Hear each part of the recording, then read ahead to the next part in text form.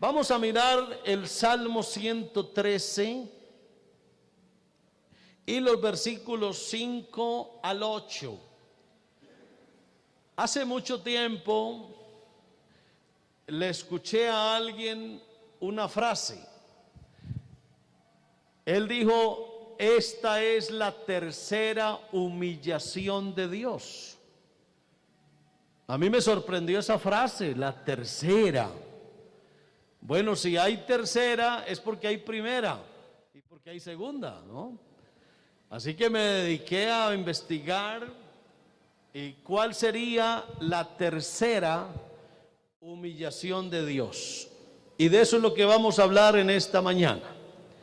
Salmo 113, verso 5, dice: ¿quién como Jehová nuestro Dios, que se sienta en las alturas? Y mire lo que dice el verso 6, que se humilla. Increíble que una palabra como esta se use para Dios. Tenemos un Dios que se humilla a mirar en el cielo y en la tierra. Pero mire como dice luego el verso 7, qué hermoso: Él es el que levanta del polvo al pobre y al menesteroso lo alza del muladar. ¿Sabe usted qué es el muladar? El muladar es el lugar de las basuras, a donde llegan el acopio de las basuras. A eso se le llama el muladar. Él levanta del polvo al pobre y al menesteroso lo alza del basurero. Amén. Verso 8, para hacerlo sentar con los príncipes de su pueblo. Aleluya, decimos gloria a Dios. Siéntense los que estuvieron de pie, por favor.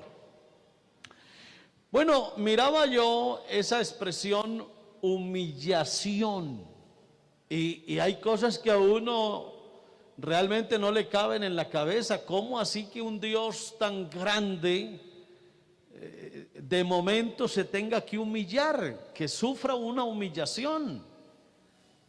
Pues sabe usted que esa palabra, ese término humillación, significa deshonra.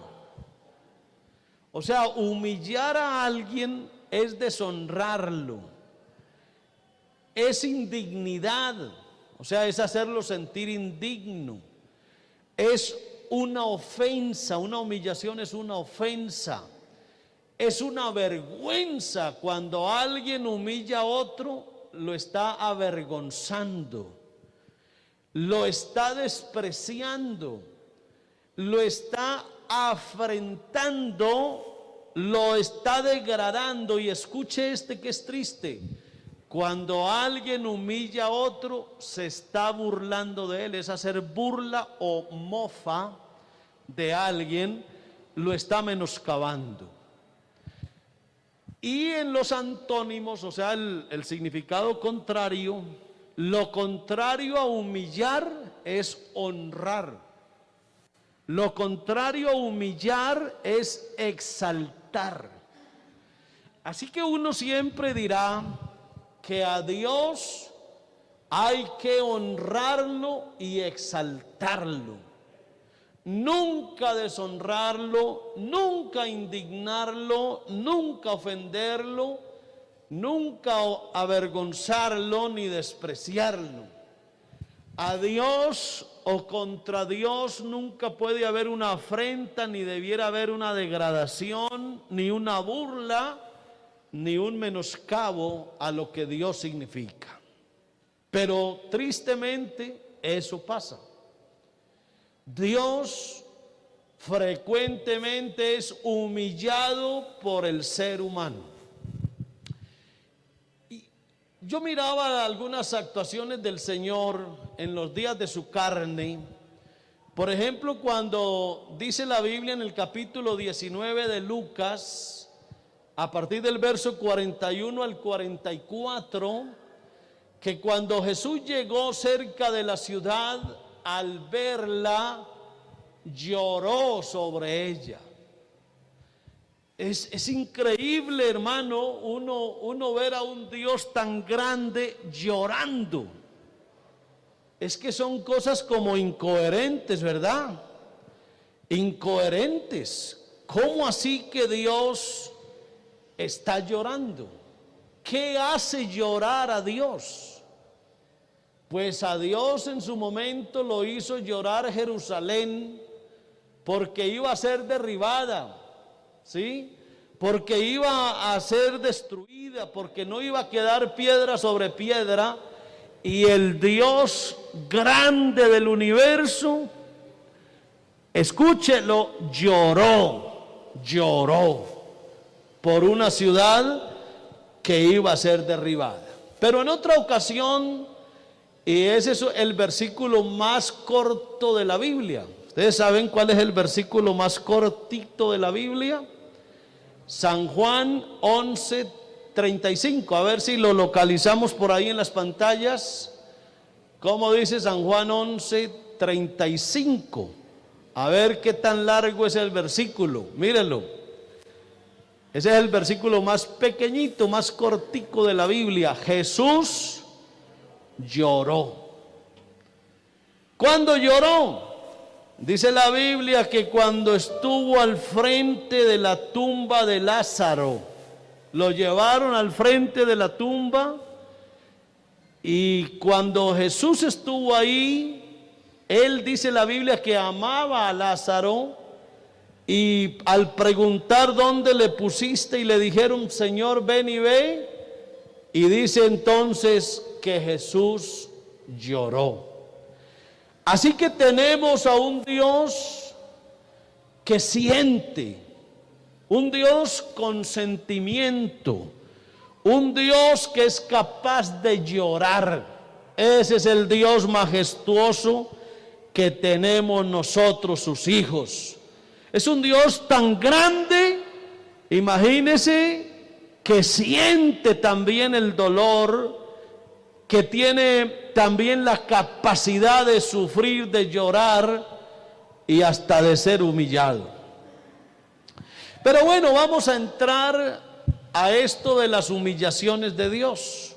¿Cuál es la primera humillación de Dios? Me preguntaba yo, ¿en qué momento ocurrió la primera humillación de Dios? Y llegué a la conclusión de que había sido en el pesebre. Para mí, el pesebre es la primera humillación de Dios, porque el pesebre fue el lugar al que María llegó a dar a luz. El pesebre no era otro lugar que el aposento de animales que se cuidan. Y ahí en medio tal vez de la paja, en medio del desaseo, en un ambiente no apto para humanos, ahí nació, escúchelo bien, el creador del universo. Porque no hubo para él lugar en el mesón, no hubo una clínica, no hubo un lugar donde una mujer pudiera dar a luz en condiciones naturales, normales, de higiene, de limpieza.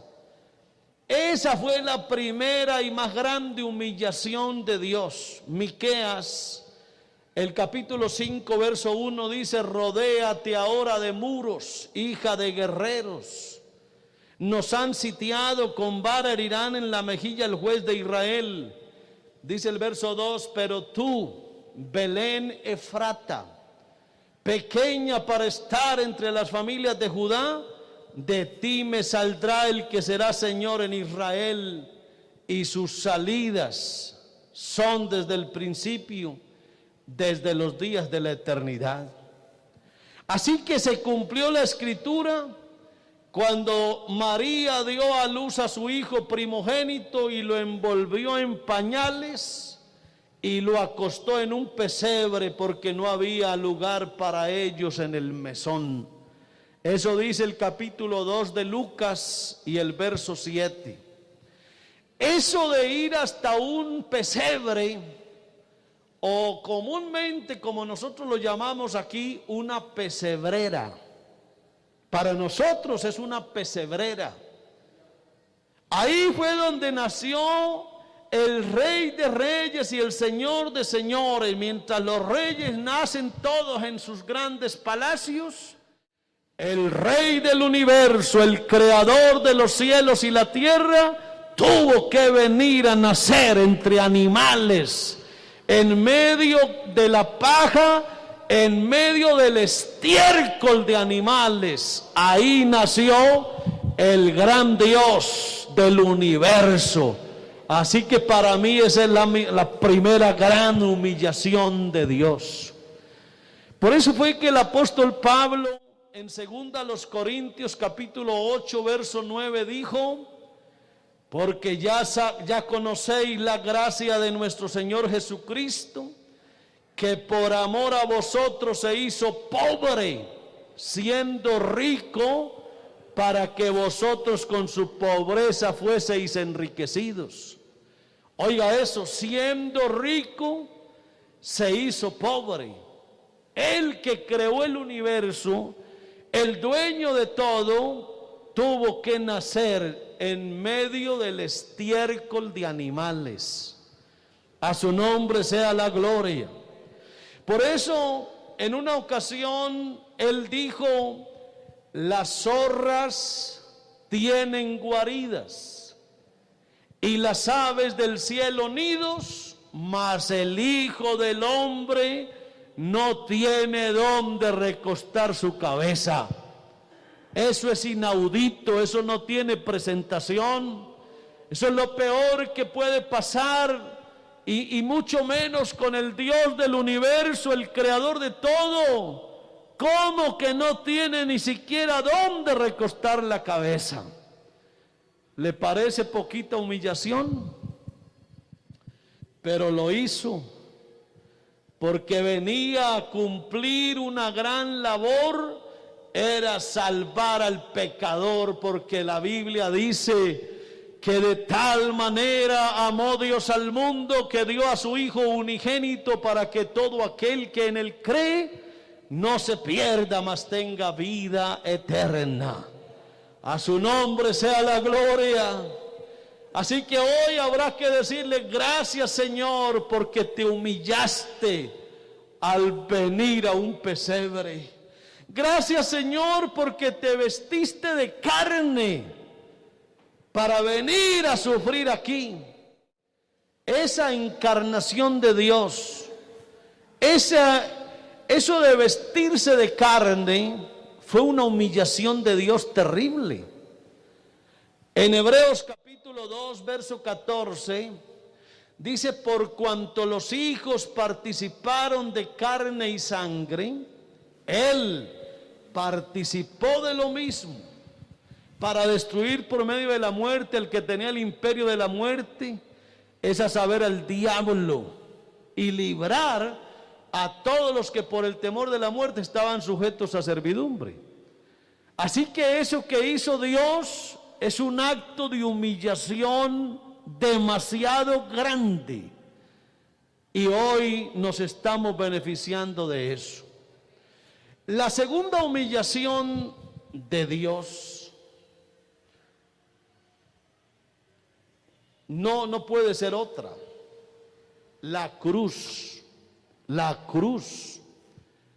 Es que si el pesebre fue una ignominia, si el pesebre fue una deshonra, si el pesebre fue una burla, entonces ¿qué fue el Calvario? El Calvario significó la más grande humillación de Dios al momento, porque era para llevarlo a una cruz como si fuera el peor de los delincuentes, el más grande de los antisociales, el más terrible de todos los pecadores. Fue llevado hasta la cruz. Así que después del pesebre, la segunda humillación fue la cruz. Por eso en el capítulo 12 de San Juan, verso 27 dice: ahora está turbada mi alma, ¿y qué diré?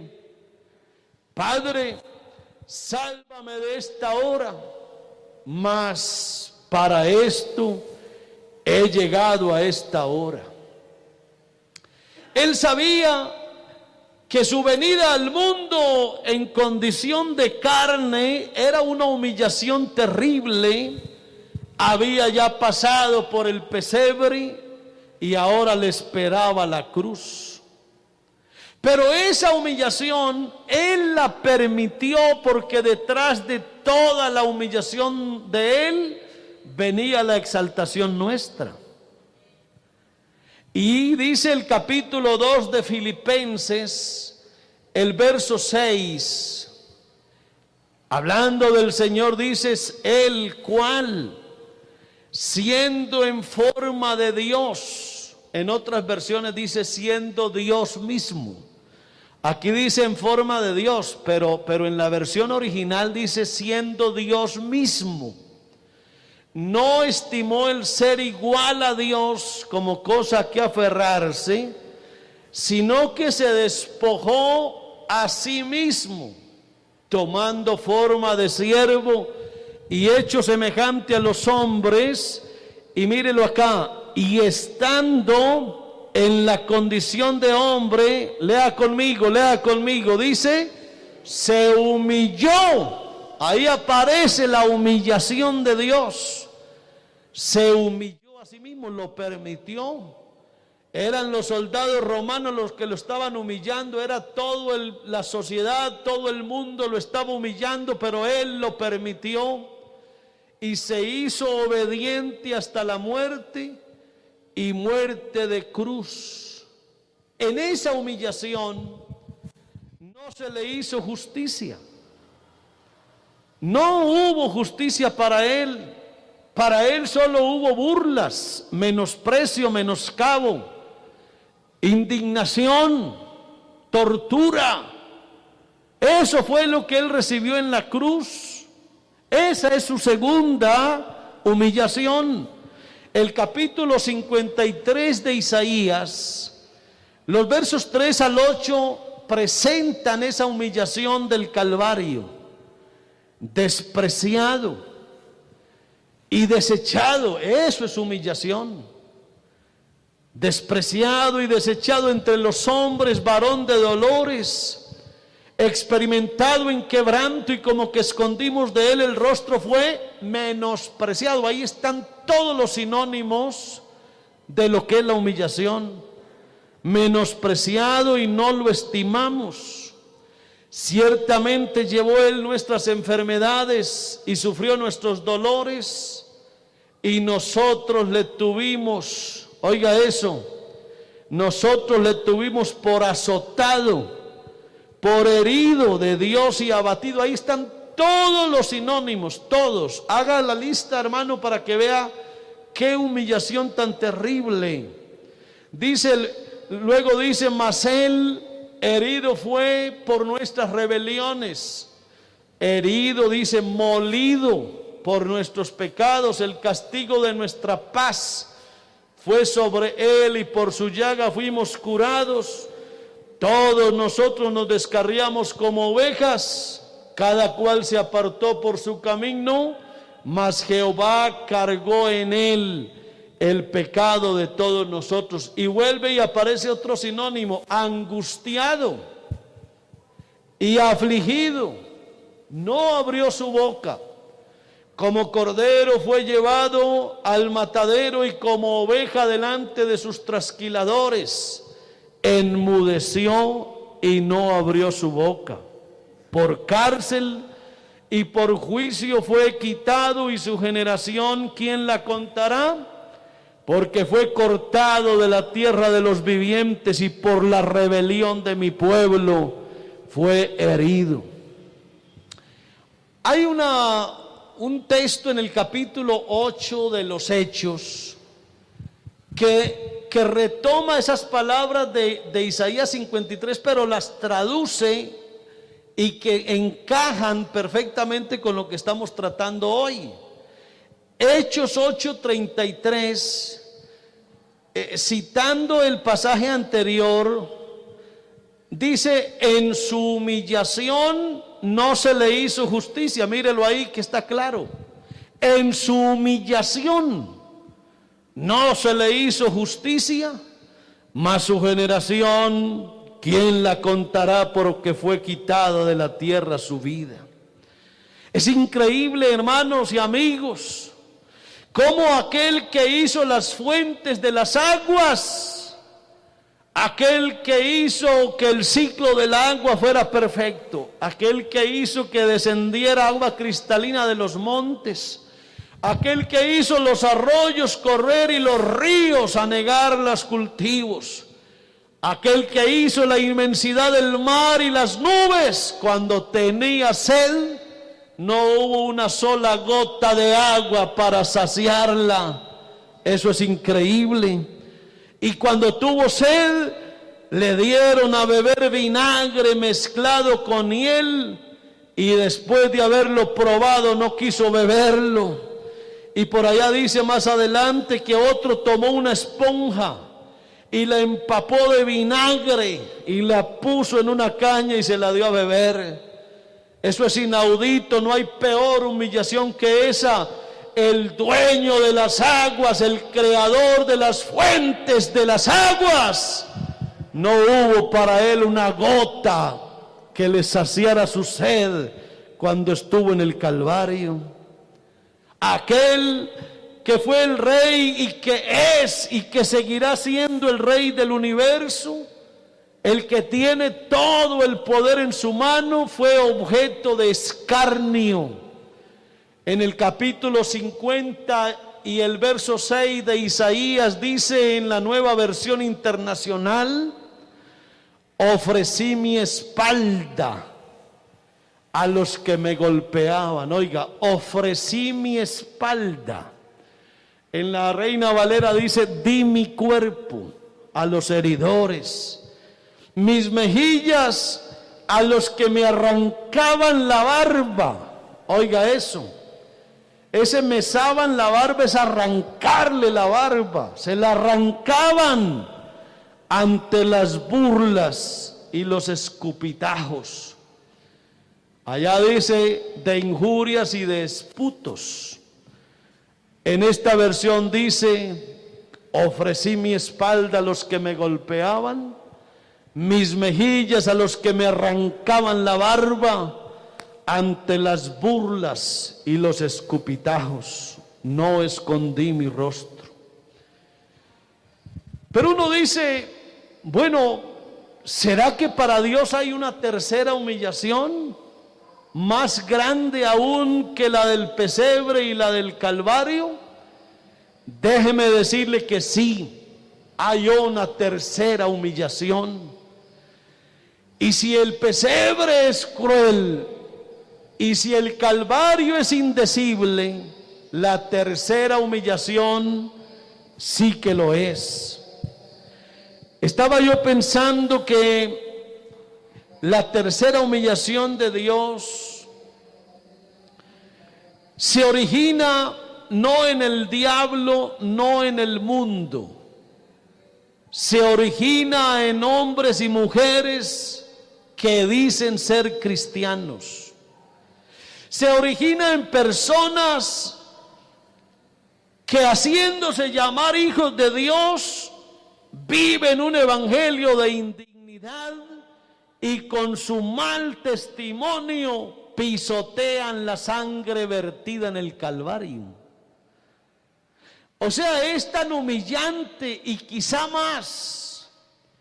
No solo el soldado romano que le atraviesa con la lanza el costado y que hace que vierta la sangre, sino aquel que, estando la sangre derramada, la pisotea. Yo no sé cuál de esas acciones sea más humillante, si el que le derrama la sangre o el que la pisotea después de estar derramada. Ese pisotear la sangre de Cristo es la tercera humillación de Dios. Alguien lo llamó los pecados de la iglesia. Alguien dijo que cuando uno que se hace llamar hijo de Dios pisotea al Hijo de Dios, pisotea la sangre de Cristo, está humillando a Dios de una forma terrible, que puede ser más violenta que el pesebre y la cruz. Hubo un hombre muy ateo llamado Bertrand Russell que llegó a decir: la religión es una enfermedad nacida del temor y una fuente de desdicha indecible para la humanidad. Así hablan los ateos.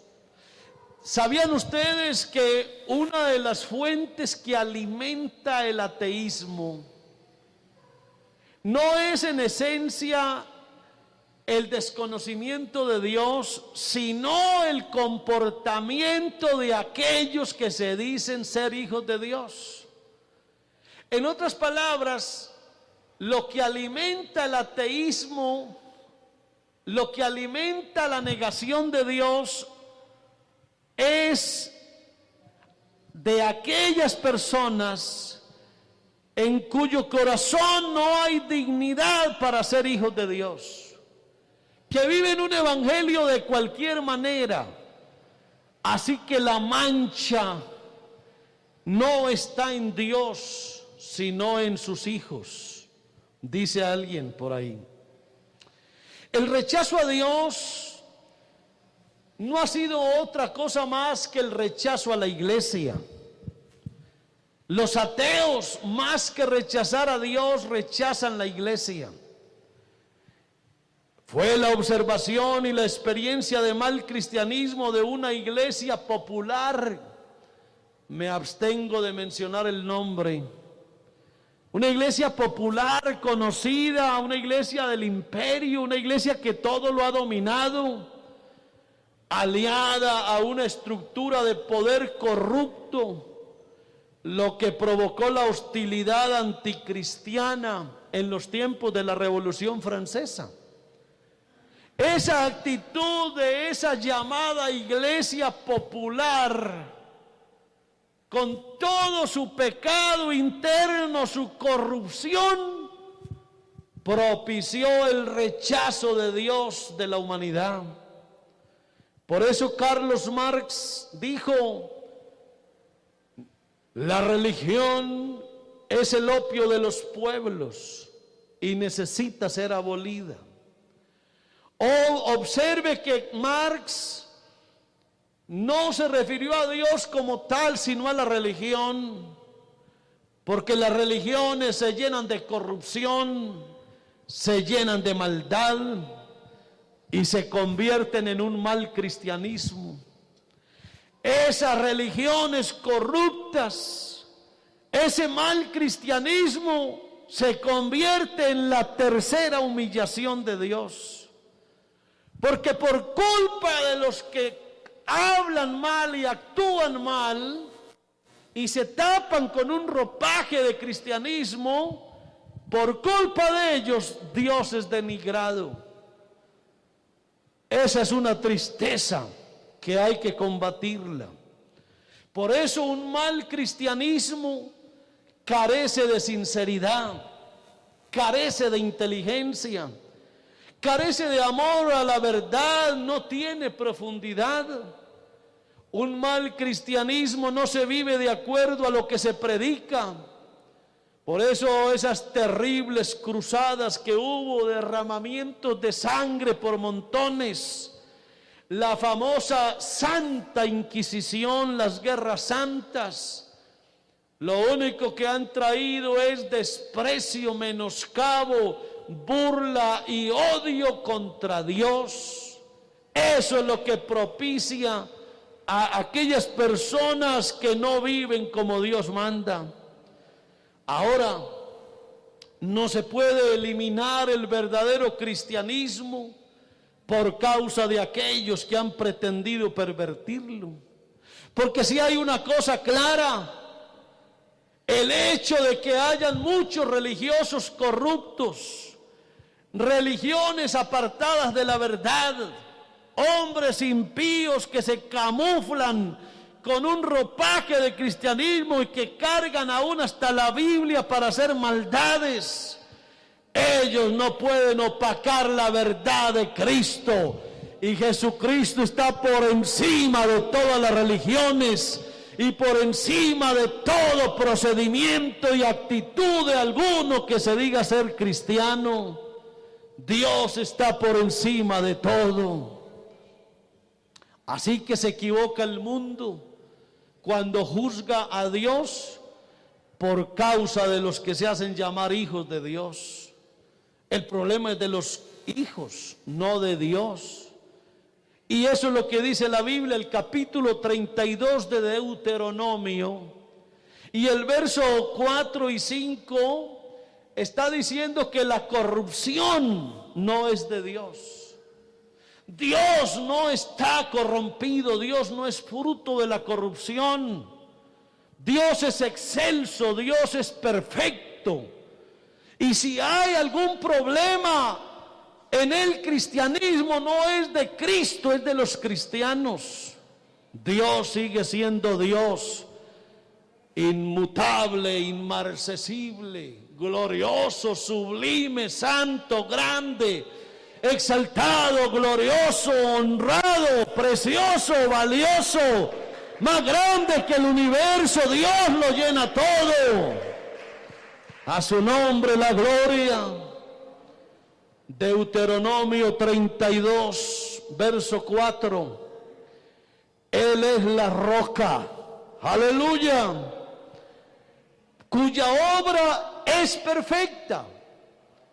Gritémosle eso al mundo. Si el mundo no acepta las cosas de Dios, no es por culpa de Dios, es por culpa de nosotros tal vez. Pero Él es la roca, cuya obra es perfecta, porque todos sus caminos son rectitud, todos. Oiga eso, dígalo conmigo. Todos sus caminos son rectitud, todos. No hay un solo camino de Dios que sea pervertido. No hay un solo camino de Dios que conduzca a la muerte. Sus caminos son perfectos. Sus caminos son exactos y correctos. Y ninguna, aleluya, dicen, ninguna iniquidad hay en Él. Dios es justo y recto. Así que yo esta mañana quiero decirle al mundo: mundo, no confundas a los que se hacen llamar hijos de Dios con Dios. Dios es una cosa y nosotros somos otra. Nosotros como seres humanos estamos llenos de errores, de falencias, de limitaciones. Digan lo que quieran contra nosotros, pero ese Dios grande y sublime, Él no tiene iniquidad. Él es la roca y su obra es perfecta. Todos sus caminos son rectitud. A su nombre sea la gloria. Y mire lo que dice el verso 5. La corrupción no es suya, de sus hijos es la mancha. Generación torcida y perversa. Judas, no el Iscariote, escribió en su libro los versículos 12 y 13. Y hablando de esos que causan la tercera humillación de Dios, dijo: estos son manchas en vuestros ágapes, verso 12, que comiendo impúdicamente con vosotros se apacientan a sí mismos. Y escuche cómo dice: son nubes sin agua. llevadas de acá para allá por los vientos, árboles otoñales, sin fruto, 2 veces muertos y desarraigados, fieras ondas del mar que espuman su propia vergüenza, estrellas errantes para las cuales está reservada eternamente la oscuridad de las tinieblas. Esos son aquellos que le causan la tercera humillación a Dios. Los que se tapan con un ropaje cristiano y actúan con impiedad, produciendo mal testimonio, pisoteando la sangre de Jesucristo. Que Dios nos guarde. Que Dios nos guarde. Por eso hoy hay un mensaje doble. Al mundo hay que decirle que por favor crean que Dios es santo, Dios es perfecto, Dios es recto. Y a la iglesia hay que decirle que hay que poner los ojos en Jesús. Porque eso también puede traer problemas para otros. Hay quienes no aceptan a Jesucristo en el corazón por el mal testimonio de otros. Pero hoy hay que decir lo que dice Hebreos el capítulo 12 y los versos 2 y 3. Puestos los ojos en Jesús, el autor y consumador de la fe, el cual por el gozo puesto delante de él sufrió la cruz.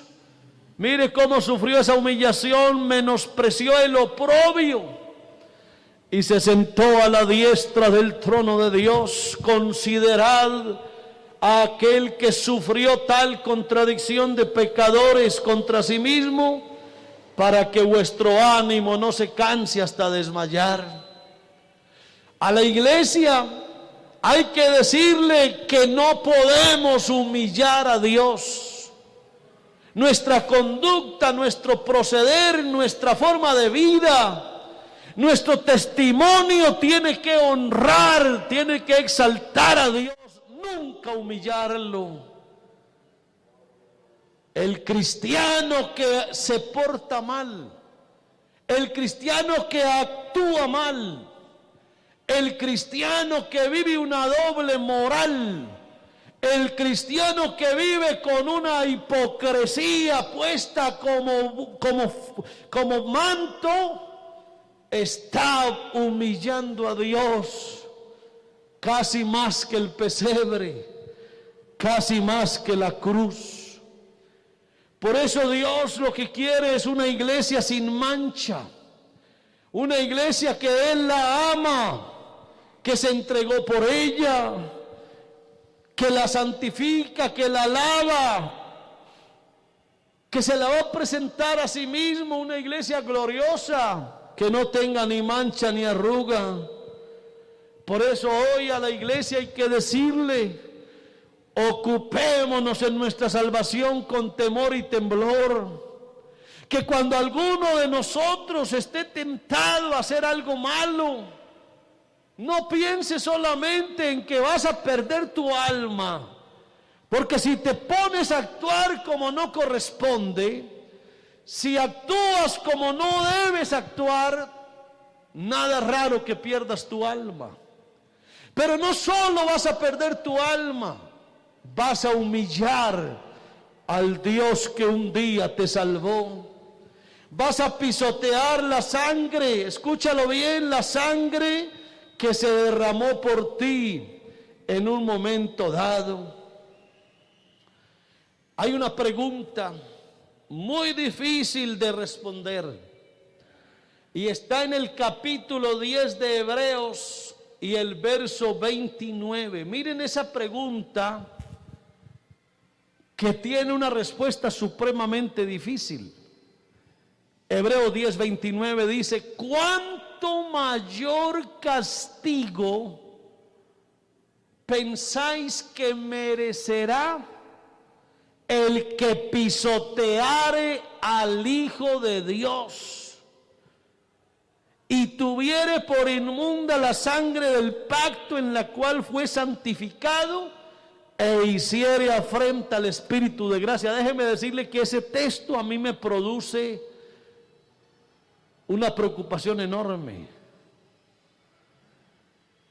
Es que qué castigo va a merecer el que haga una cosa de esas. Pisotear al Hijo de Dios. Pisotear al Hijo de Dios puede ser más cruel que llevarlo a la cruz. Escuche esto: tener por inmunda la sangre del pacto. It hurt good, more than I can say. But maybe love isn't holding on.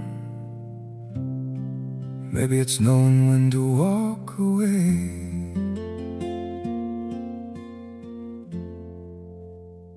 We try to hold what we're slipping through, like sand running from our hands. Every promise started losing shape. We couldn't be what we once planned. Your eyes would look right through mine, like you were already gone. We stayed too long in a fading light, trying to prove we still. It hurt good, more than I can say. But maybe love isn't holding on. Maybe it's knowing when to walk away. We try to hold what we're slipping through, like sand running from our hands. Every promise started losing shape. We couldn't be what we once planned. Your eyes would look right through mine, like you were already gone. We stayed too long in a fading light, trying to prove we still. It hurt good, more than I can say. But maybe love isn't holding on. Maybe it's knowing when to walk away.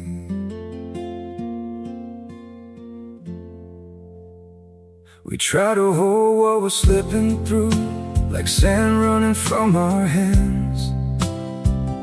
Every promise started losing shape. We couldn't be what we once planned. Your eyes would look right through mine, like you were already gone. We stayed too long in a fading light, trying to prove we still. It hurt good, more than I can say. But maybe love isn't holding on.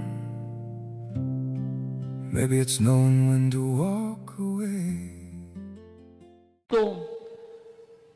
Eso es lo peor, eso es más peor que el pesebre y es más peor que el Calvario. Por eso cuando un hombre da mal testimonio y vive de cualquier manera, está afrentando al Espíritu de Dios. Está pisoteando la sangre que salió del costado, esa sangre que bajó por la cruz y se regó en la tierra. El hombre que no vive en dignidad del Evangelio está pisoteando esa sangre. Y yo no sé si usted esté de acuerdo conmigo, pero para mí eso es peor que el pesebre y que la cruz. Hoy no podemos contristar al Espíritu Santo de Dios, con el cual fuimos sellados para el día de la redención. Hoy la palabra de Dios tiene que tener cabida en nosotros.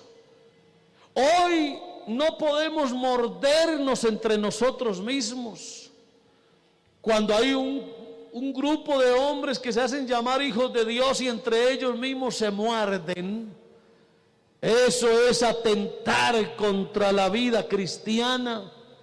y poner en ridículo no solo a la iglesia, sino a Cristo mismo. A veces al cristiano se le borra la imagen de Cristo que tiene que tener grabada. Por eso el apóstol Pablo invita a que permanezca la imagen de Cristo grabada en nuestros corazones. La imagen de Cristo tiene que verla el mundo en nuestros rostros. Yo como hijo de Dios tengo que sentirme orgulloso de mi filiación, de lo que yo soy. Y con mis actos, con mi vida, yo tengo que honrar a Jesucristo, tengo que exaltarlo a Él, nunca humillarlo. Por eso, antes de ir a hacer algo malo, yo como hijo de Dios tengo que detenerme, porque no solo me voy a perder, sino que voy a humillar a aquel que ya fue humillado suficientemente. Nosotros, y eso lo digo con alegría, aunque hay muchos que han humillado a Dios con su vida, tenemos todavía miles y millares de hombres en el mundo que hemos conocido a Dios y lo amamos y vivimos una vida cristiana ejemplar y transparente. Yo me siento orgulloso de estar rodeado de cristianos que siendo humanos, pero son excelentes hijos de Dios, hombres y mujeres impecables, intachables, con una moral, con una vida perfeccionada por la obra de Cristo. Hay sobre este suelo terráqueo cualquier cantidad de hombres y mujeres que han aprendido a vivir el cristianismo con dignidad. El mundo no es digno de ellos. Así que sí tenemos verdaderos cristianos, sí tenemos una verdadera iglesia que honra a Cristo con sus acciones, que lo exalta, aleluya. Y esto porque sabemos que lo estamos esperando. Hay una iglesia que está esperando a Cristo. Él viene por esa iglesia preciosa.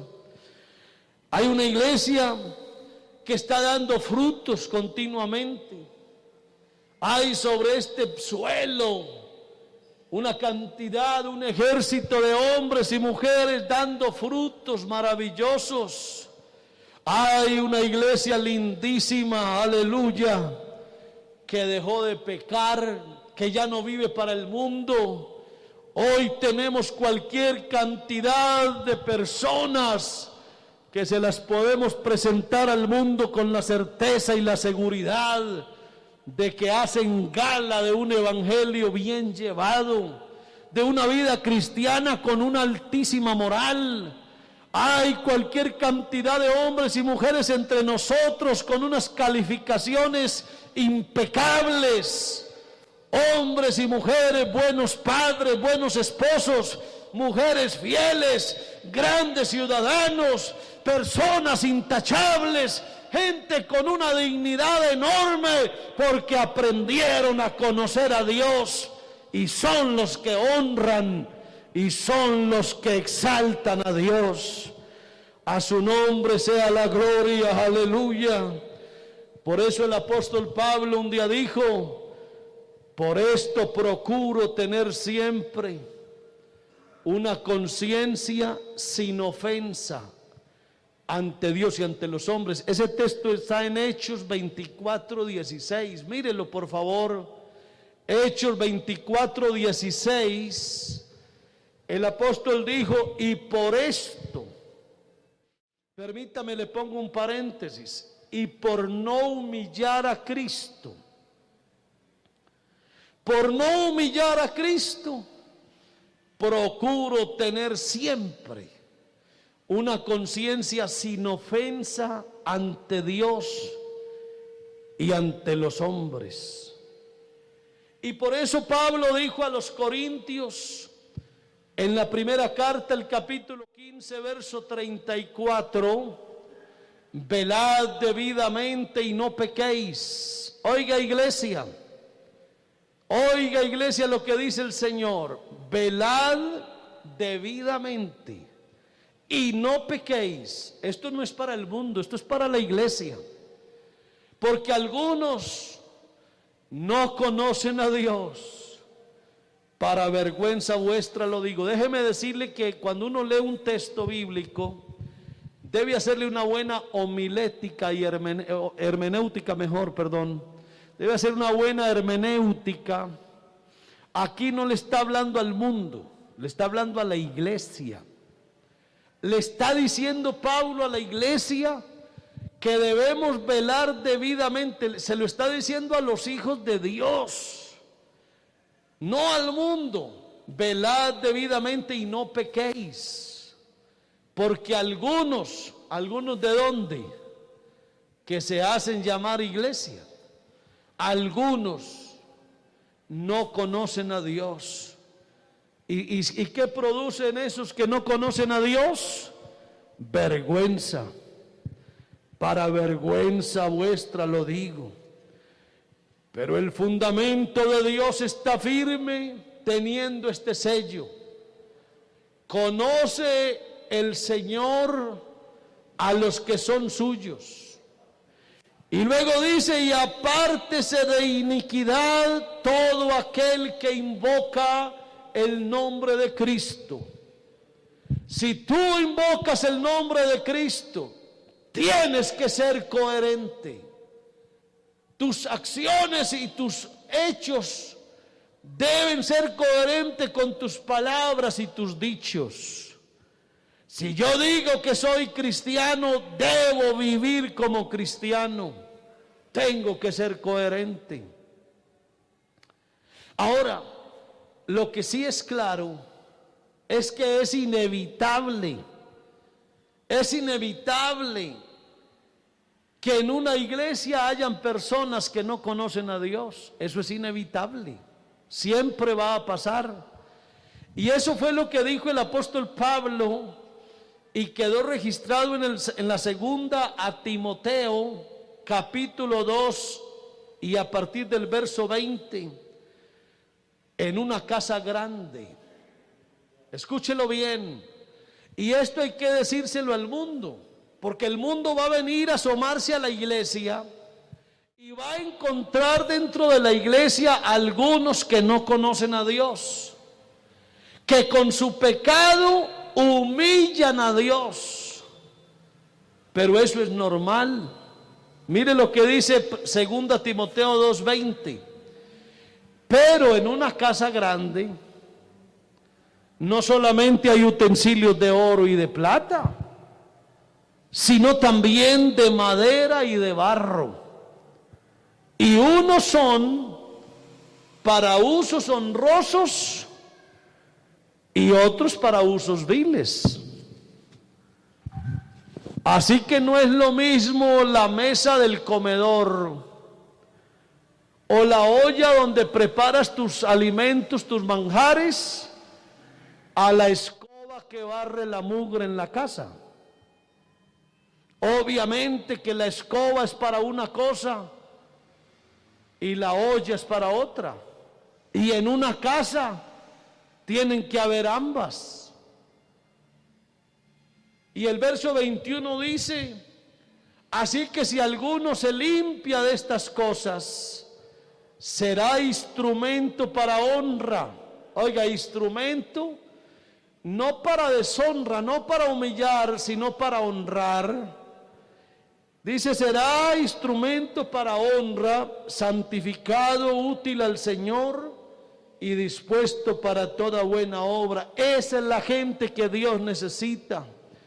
Esa es la gente que Dios está esperando, gente que de verdad se haya arrepentido, gente que se convierta de verdad, gente que viva el evangelio con dignidad. Esa es la gente que honra y exalta a Dios. Termino abriendo la Biblia en el capítulo 5 de Apocalipsis, verso 11. Aleluya. Los que estén en sus casas y todo el que esté sentado, si desea ponerse de pie, hágalo en este momento, porque Vamos a leer este capítulo 5 de Apocalipsis, verso 11. Esta es una invitación para que no humillemos a Dios. No puede haber una tercera humillación para Dios de parte nuestra. Que baste ya el pesebre, que baste ya la cruz, que Cristo ya no sea más avergonzado ni burlado, que no sea más menospreciado por culpa nuestra, que la iglesia se convierta en una plataforma de exaltación y de honra para aquel que todo lo merece. Apocalipsis capítulo 5, verso 11. Y miré, y oí la voz de muchos ángeles alrededor del trono, y de los seres vivientes y de los ancianos, y su número era millones de millones, que decían a gran voz: el cordero que fue inmolado, el cordero que fue humillado, él no puede seguir siendo humillado. Él es digno de tomar el poder, las riquezas, la sabiduría, la fortaleza, la honra, la gloria y la alabanza.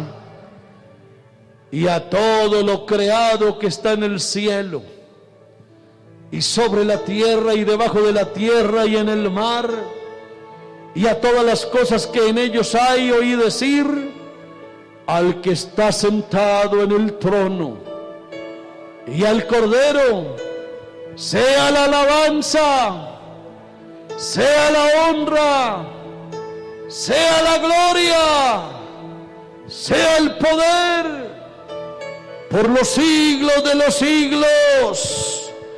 Hoy la iglesia debe decir: exaltado sea sobre los cielos, oh Dios, y sobre toda la tierra sea enaltecida tu gloria.